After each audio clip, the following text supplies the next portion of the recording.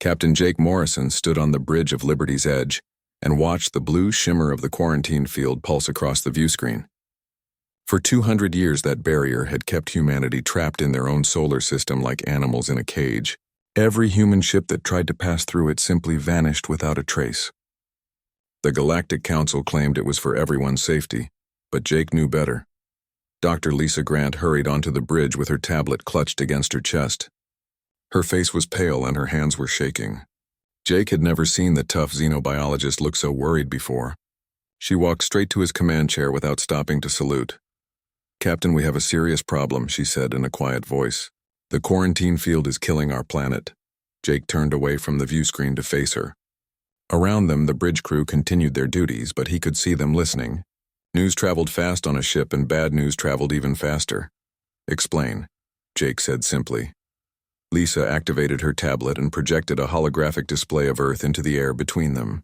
The planet looked normal at first, but then she zoomed in on the magnetic field lines. Instead of the smooth, flowing patterns that protected Earth from solar radiation, the lines were twisted and broken in dozens of places. "The quarantine barrier interacts with our magnetic field," Lisa explained. "It creates interference patterns that weaken the field's strength by about 2% every year. At this rate, we have maybe 50 years before the field collapses completely." Jake stared at the broken field lines. Without Earth's magnetic field, the solar wind would strip away the atmosphere and kill everything on the planet. Billions of people would die slowly as their world became uninhabitable. The Council had built humanity a very pretty prison, but it was still a death sentence. "Have you sent this data to the Council?" Jake asked. "3 times, Lisa replied with anger in her voice. "They claim our measurements are wrong. They say humans are lying to trick them into removing the barrier. They refuse to send anyone to verify our findings." Commander Alex Turner looked up from his tactical station. The young officer had been Jake's right hand for 5 years, and Jake trusted his judgment completely. Alex had grown up after the quarantine was established, so he had never seen the stars beyond Sol system. None of the younger crew had. "Captain," Alex said carefully, "Admiral Brooks sent a priority message 20 minutes ago. He wants to see you immediately." Jake nodded and headed for the shuttle bay. Lisa followed him without being asked. The trip to Earth Defense Force headquarters took 40 minutes, and neither of them spoke during the flight. Jake used the time to think about what Admiral Ryan Brooks might want. The Admiral was not known for calling emergency meetings without good reason. The headquarters building sat on a floating platform above the Pacific Ocean. From space, it looked like a small island, but up close it was clearly artificial. Jake and Lisa took the express elevator to the top floor where Admiral Brooks waited in his office. The older man looked tired, and there were stress lines around his eyes that had not been there last week. "Jake, sit down," Brooks said without any greeting. "Lisa, I'm glad you're here too. We need to talk about Operation Exodus." Jake had heard rumors about Exodus for months, but no one would give him details. It was classified above his security level, which meant it involved either weapons or technology that could change everything. Based on Brooks' expression, Jake guessed it was both. "For the past 3 years, our best scientists have been working on a special project," Brooks began. "We recovered some alien artifacts from a crashed probe that made it through the barrier before the Council upgraded their systems. Our people reverse-engineered the technology and built something new." Brooks activated a wall display that showed technical drawings of a ship engine unlike anything Jake had ever seen. The design used quantum tunneling principles to create temporary holes in space-time. In theory, a ship equipped with this drive could appear anywhere in the galaxy instantly. "We've built 12 ships with quantum tunnel drives," Brooks continued. "They're hidden in asteroid bases throughout the outer system. Each ship can carry a crew of 50 and has enough supplies for 6 months of independent operation." Lisa leaned forward in her chair. "Admiral, are you talking about breaking through the quarantine barrier?" "That's exactly what I'm talking about," Brooks replied. "Your research proves that staying here means death for our entire species. The Council won't help us, and they won't let us help ourselves. That leaves us with one choice." Jake felt his heart rate increase. Breaking the quarantine would be considered an act of war by the Council. Their combined fleets could destroy every human ship and colony without much effort, but staying meant watching Earth die slowly, while the Council pretended nothing was wrong. "What's the plan?" Jake asked. Brooks smiled for the first time since they had arrived. "Simple and crazy enough that it might work. All 12 ships will jump simultaneously from different points around the barrier. The quantum tunnels will overload the field generators and create gaps that our ships can escape through. Once we're out, we split up and make contact with as many alien species as possible. And then what? Lisa asked. The Council will send their entire military after us. Maybe, Brooks admitted, but maybe not.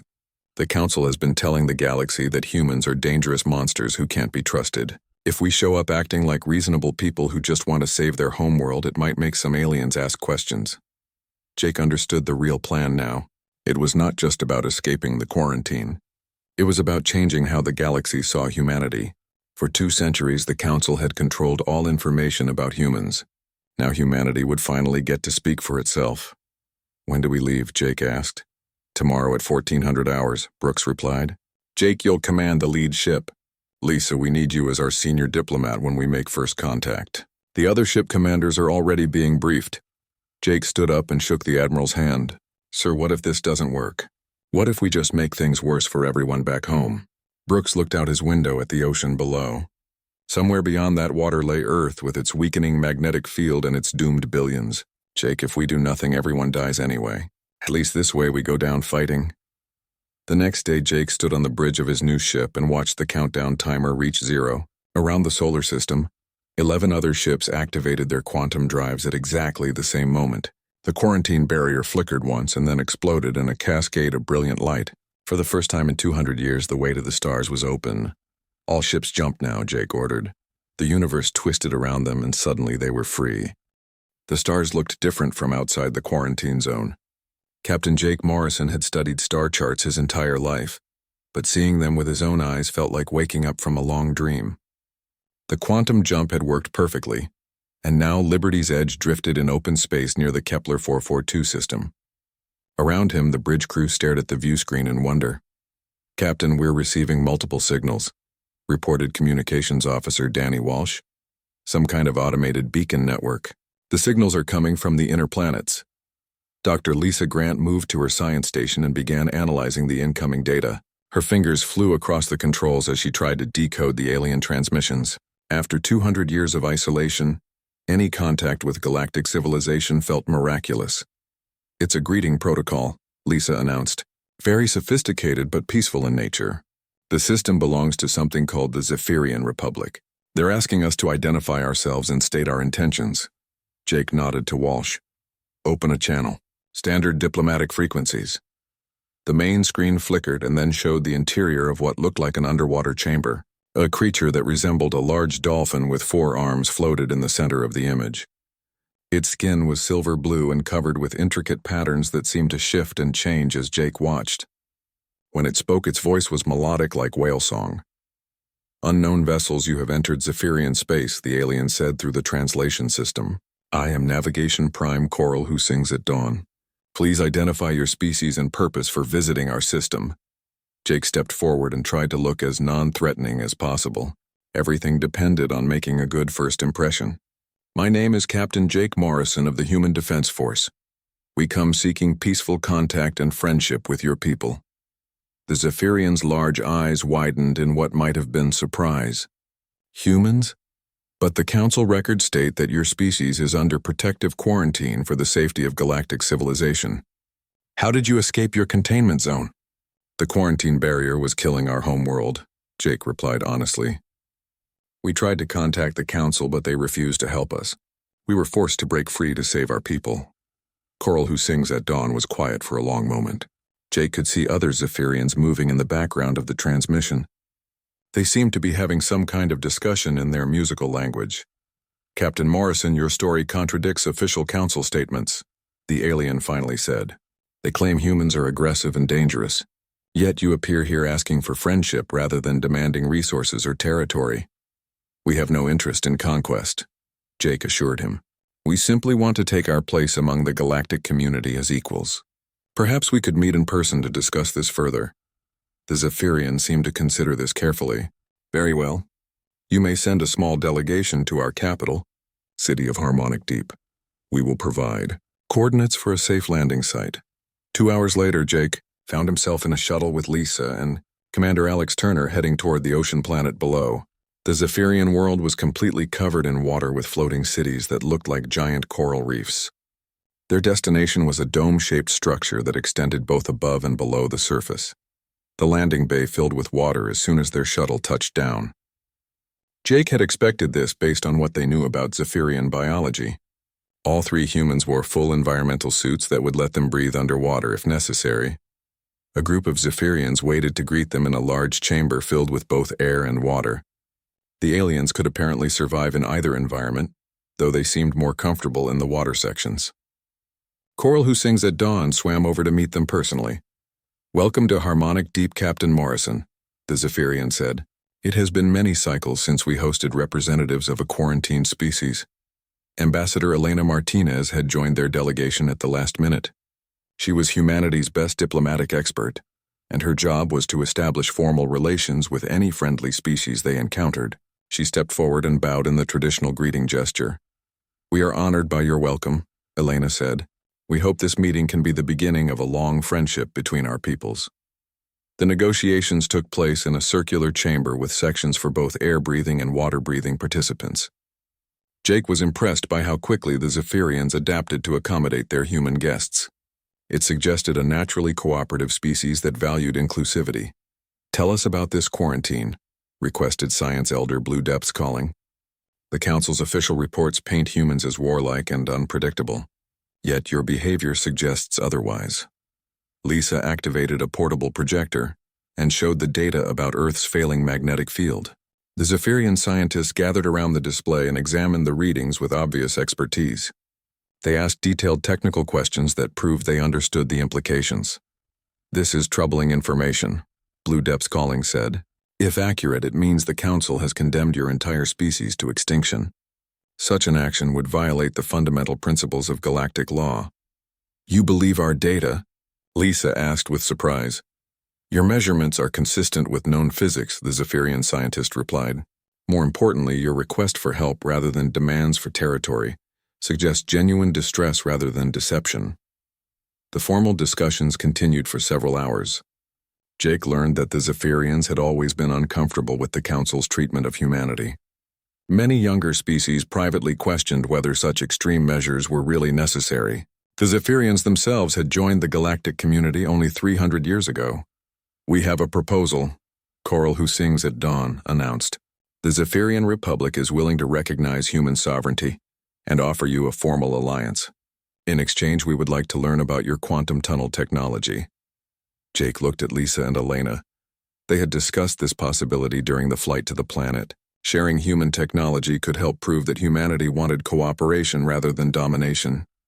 "We would be honored to share our knowledge with friends," Elena replied. "Though we should mention that 11 other human ships are currently making contact with different species throughout this region of space." The Zephyrian leader made a sound that might have been laughter. "Excellent.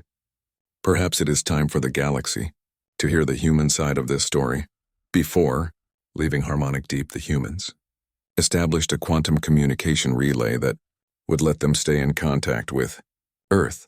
They also received detailed star charts showing the locations of other species that might be sympathetic to their cause. The Zephyrians warned them that the Council would not take their escape quietly. "Change is coming to the galaxy," Coral, who sings at dawn, told Jake as they prepared to depart. "Your people may have started something much larger than they intended." Jake smiled as he watched the Zephyrian city shrink behind them. For the first time in 2 centuries, humanity had allies among the stars. The revolution was just beginning.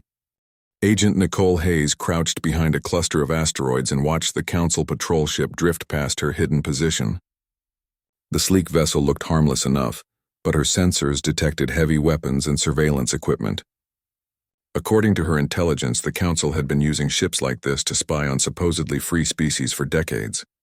Her own ship, New Horizon, was barely visible against the black space around them. Captain Steve Parker had designed the stealth modifications himself, using a combination of human technology and alien materials they had acquired from the Zephyrians. The result was a vessel that could move through space without being detected by most sensor systems. "Target is moving away from our position," whispered Parker over the comm system. "We're clear to proceed with the mission." Nicole activated her recording equipment and began documenting everything they could see. The asteroid field belonged to the Vorthon mining clans, but council ships had no legal authority here. Yet they were clearly conducting surveillance operations in violation of galactic law. The Vorthons were a proud species that resembled giant insects with crystalline shells. They had been mining precious metals from asteroid fields for thousands of years before the council ever existed. Officially, they maintained their independence, but Nicole had discovered evidence that the council was secretly controlling their operations. Hayes, are you getting this? Asked Dr. Kevin Ross from his position at the science station. The xenotechnology specialist had been monitoring council communications for weeks. They're transmitting mining quotas to the Vorthon clan leaders. The council is telling them exactly how much they're allowed to extract from their own asteroids. Nicole felt anger building in her chest. The Vorthons should have been free to mine as much as they wanted from their own territory. Instead, the council was treating them like employees rather than sovereign beings. It was exactly the kind of oppression that humanity had suffered under for 2 centuries. Steve, take us closer to the mining platform, Nicole ordered. I want to document their operations. The New Horizon drifted silently toward a massive structure that looked like a mechanical flower blooming in space. Dozens of Vorthon workers moved across its surface using magnetic clamps to secure themselves to the metal framework. Their movements were efficient, but Nicole could see the exhaustion in how slowly they worked. Captain, we're detecting some kind of control implants, Dr. Ross reported with shock in his voice. The Vorthons have neural dampeners attached to their brainstems. They're being controlled remotely. Nicole stared at the view screen in horror. Neural dampeners were illegal throughout the galaxy. They suppressed free will and turned intelligent beings into biological robots. The council was not just exploiting the Vorthons, but actually enslaving them. Get everything on record, Nicole commanded. The galaxy needs to see this. 3 hours later, Nicole stood in the cargo bay of another human ship watching Captain Troy Anderson brief his reconnaissance teams. Anderson commanded a small fleet of stealth vessels that had been gathering intelligence throughout this sector. What they had discovered was worse than anyone had imagined.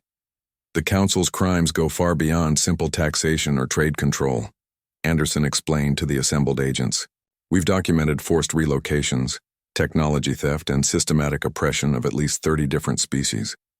The holographic display showed evidence from dozens of systems.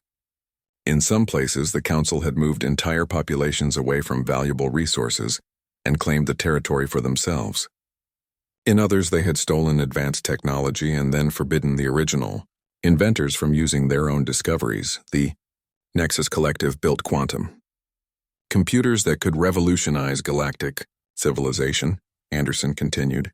The council confiscated all their research and banned them from continuing their work. They've been reduced to manufacturing simple electronics for council corporations. Nicole had met representatives of the Nexus Collective during her mission to their home system. They were a species of living energy beings who could interface directly with computer systems. Their quantum technology was centuries ahead of anything the council possessed, but they had been forbidden from sharing it with anyone. What about the Stellar Wanderers? Asked one of the other agents. Anderson's expression grew even darker. The council claimed their nomadic lifestyle was disrupting trade routes. They forced the entire species to settle on barren worlds with no resources. Half their population died from starvation and disease within the first generation. The Stellar Wanderers had once been the galaxy's greatest explorers. They lived on massive ships that traveled between systems following ancient migration routes. The council had destroyed their way of life and condemned them to poverty simply because their movements were inconvenient for galactic commerce. Sir, what are our orders? Nicole asked. We're going to help them fight back, Anderson replied. Dr. Ross has developed upgrade packages for each oppressed species. We're not going to give them human technology, but we're going to help them improve their own capabilities. The plan was brilliant in its simplicity. Instead of trying to impose human solutions, the teams would work with each species to enhance their natural abilities. The Vorthons would get mining equipment that could break their neural dampeners. The Nexus Collective would receive components to build better quantum computers. The Stellar Wanderers would get ship designs that could travel faster and farther than ever before. Nicole spent the next month traveling between systems with her upgrade packages. Working with the oppressed species was dangerous because council surveillance was everywhere. But the humans had one major advantage. Their stealth technology was based on principles that the council had never encountered before. The breakthrough came when Nicole helped a group of young Vorthans remove their neural dampeners. As soon as the devices were disabled, the aliens regained their free will and remembered everything the Council had done to them. Their rage was terrifying to witness but also inspiring. "They made us slaves in our own homes," growled clan leader Granite Shell Breaking. "For 3 generations we have mined our precious metals only to watch the Council sell them for their own profit." "You're not slaves anymore," Nicole replied, "and we're going to help you make sure you never will be again." Word spread quickly through the underground networks that Dr. Ross had established. Species that had suffered in silence for decades suddenly discovered they were not alone. The humans provided secure communication systems that the Council could not monitor or intercept. The first coordinated action happened without any central planning. On the same day, 12 different species simultaneously declared their independence from Council oversight. The Vorthans expelled all Council representatives from their territory. The Nexus Collective announced they were resuming their quantum research. The Stellar Wanderers launched a new migration fleet and dared the Council to stop them. Nicole watched the rebellion spread from system to system like fire catching in dry grass. Each success inspired others to stand up for their rights. The Council tried to respond with military force, but they were suddenly facing resistance on dozens of fronts at once. "Agent Hayes, we're receiving priority communications from Captain Morrison," reported the communications officer. "He says the Council is calling for emergency sessions." "They're panicking." Nicole smiled as she watched another species declare its freedom. The galaxy was waking up after centuries of oppression, and there was no way to put it back to sleep. Humanity had not just escaped their quarantine, but had sparked a revolution that would change everything. General Sam Mitchell stood in the command center of the human battle fleet and watched 12 different alien armadas converge on their position near the Meridian Gate. The massive space station controlled access to the core systems where the Council held power.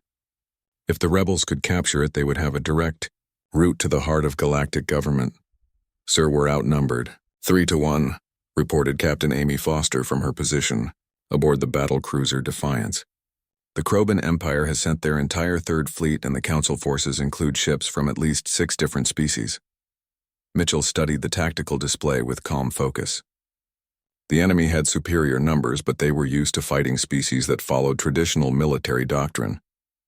Humanity had developed new strategies based on their quantum technology and their understanding of alien psychology. "All ships maintain defensive positions," Mitchell ordered. "Remember the rules of engagement. We disable their vessels, but we do not kill unless they force us to." Dr. Ben Taylor monitored the quantum warfare systems from his station on the flagship. The human scientist had spent months developing weapons that could shut down enemy ships without destroying them. It was a radical approach that confused many of the human military officers, but Mitchell understood the larger strategy. "General, the lead Kroban vessel is demanding our surrender," Foster reported. "They're claiming we have 30 seconds to stand down or they'll open fire." The Krobans were a warrior species that resembled giant armored lizards. They had dominated their region of space for centuries through superior firepower and aggressive tactics. Their commander probably expected the humans to either flee or fight a conventional battle that the Krobans would easily win. "Amy, wait for them to fire first," Mitchell replied. "Make sure our recorder drones capture everything." The Kroban dreadnought unleashed a barrage of plasma cannons that lit up space like artificial stars.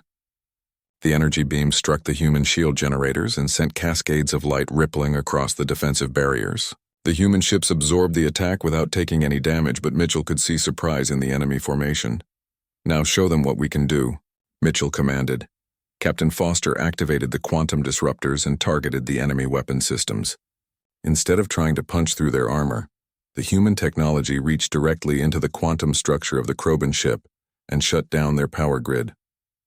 Within seconds, the massive dreadnought went dark and began drifting helplessly through space. "Ben, hit the rest of their fleet," Mitchell ordered. Dr. Taylor coordinated the attack from his science station.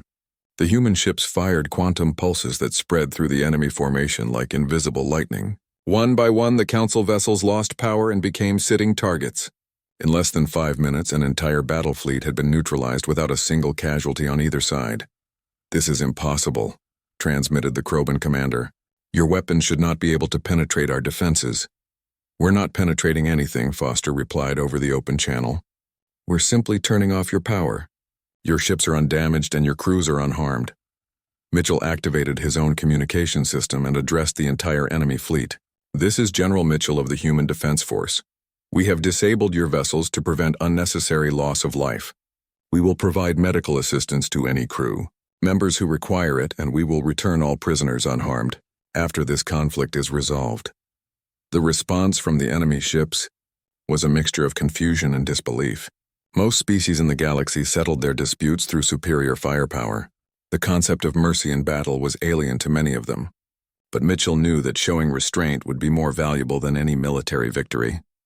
"Sir, we're receiving a transmission from the Etherian contingent," reported the communications officer. "They want to speak with you privately." The Etherians were one of the founding members of the Council, but they had always been more philosophical than military. They resembled tall, graceful beings made of crystalline energy, and they valued wisdom above conquest. Mitchell had hoped they might be reasonable. "Put them through," Mitchell said. The main screen showed the interior of an Etherian ship that looked more like a temple than a military vessel. The alien commander floated in a chamber filled with soft light and geometric patterns that hurt human eyes to look at directly. "General Mitchell, I am Fleet Sage Crystal Mind Seeking Truth," the Etherian said in a voice like wind chimes. "Your conduct in battle raises questions about the Council's assessment of human nature." "We fight only to defend ourselves and our allies," Mitchell replied. "We have no desire to conquer or destroy anyone. Yet you have the power to cripple our entire fleet without effort," the Etherian observed.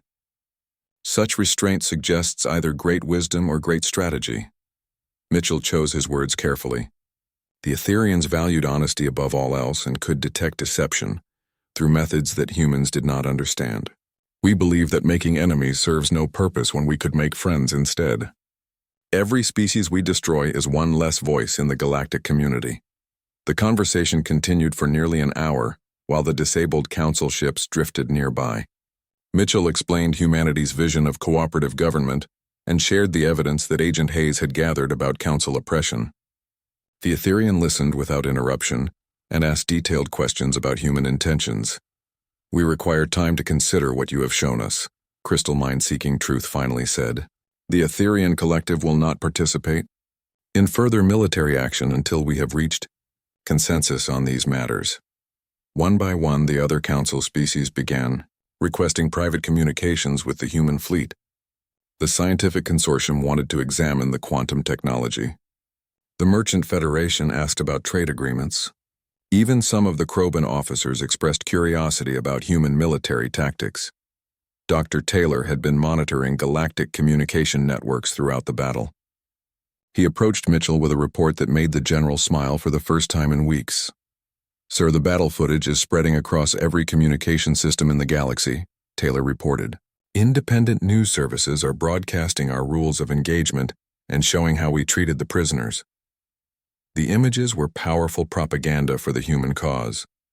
Instead of the savage monsters that Council propaganda had described, the galaxy was seeing disciplined soldiers who followed strict moral codes.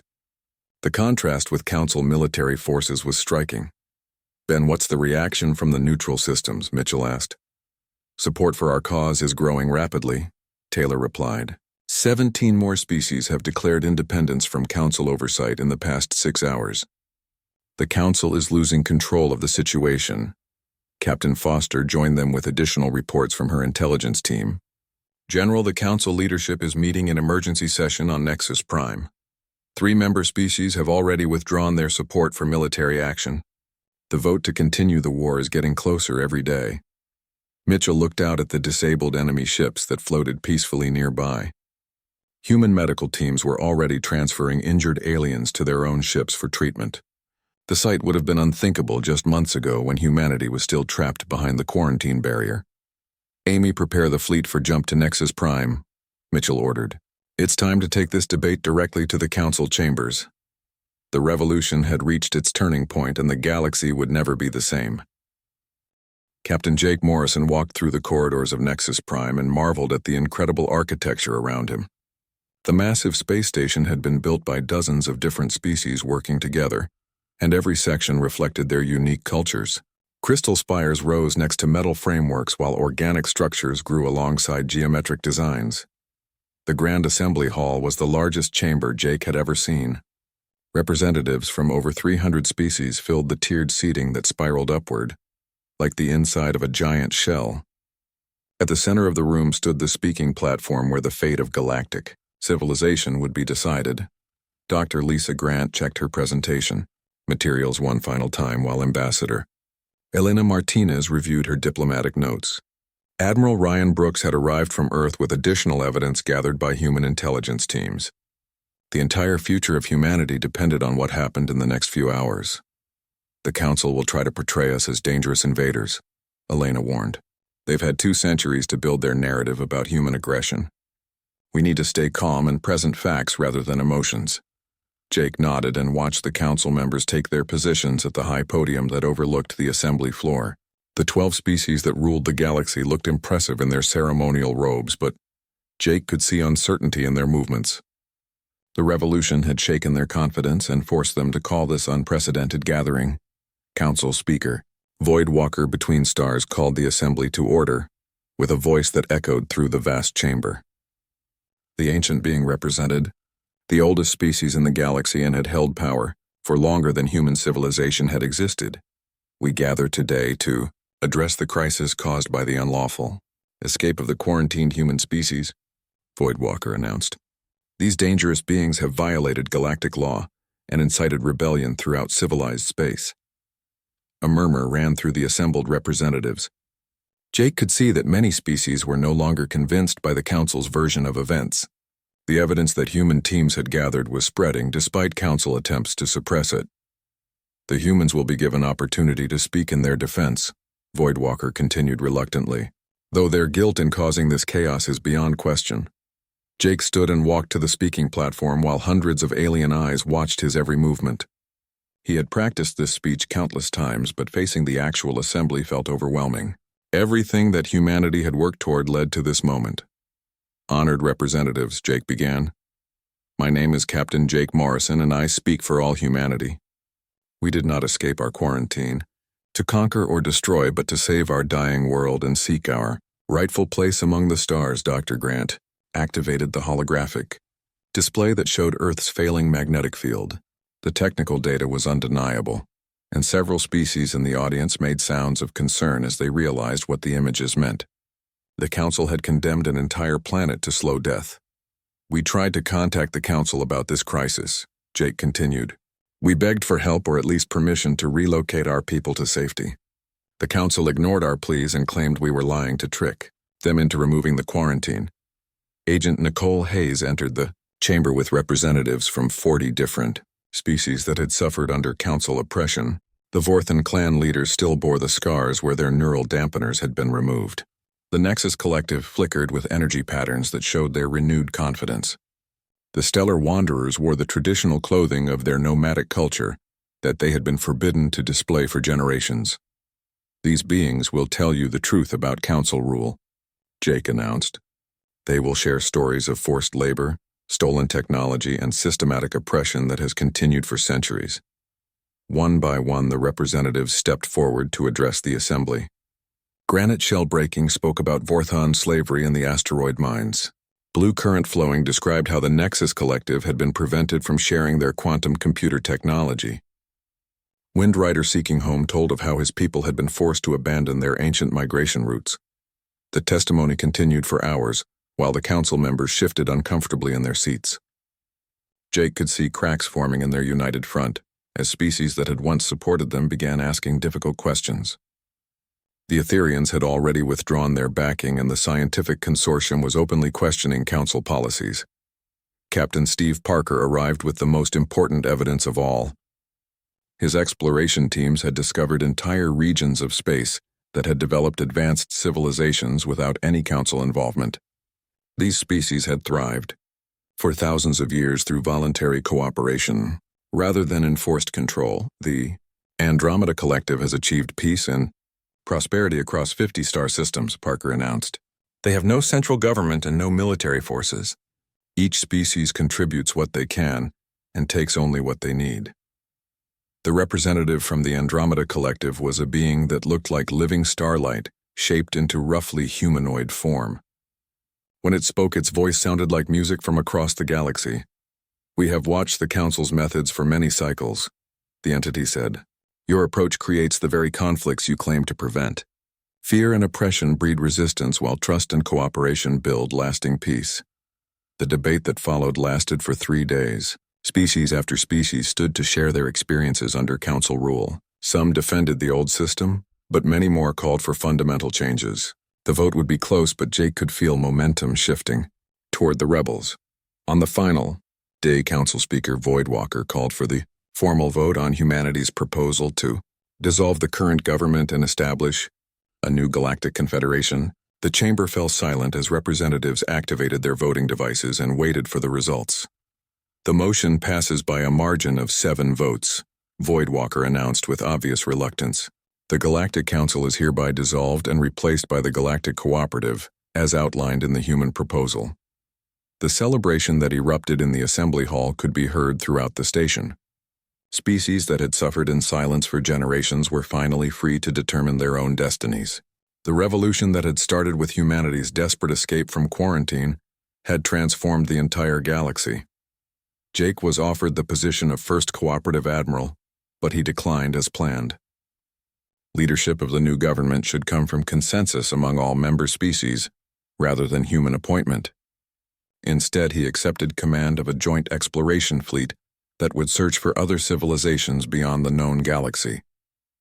6 months later, Jake stood on the bridge of his new ship and watched a mixed crew of 12 different species work together with remarkable efficiency.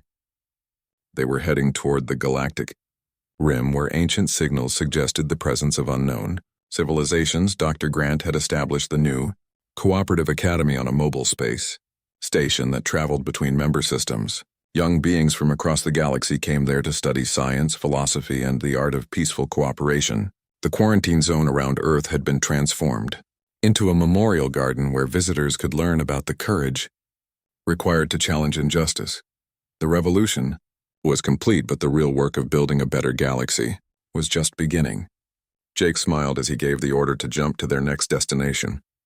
Humanity had proven that sometimes the greatest victory came not from conquest, but from showing others that freedom was possible. The stars ahead held infinite possibilities, and for the first time in galactic history, every species would have the chance to explore them together as equals.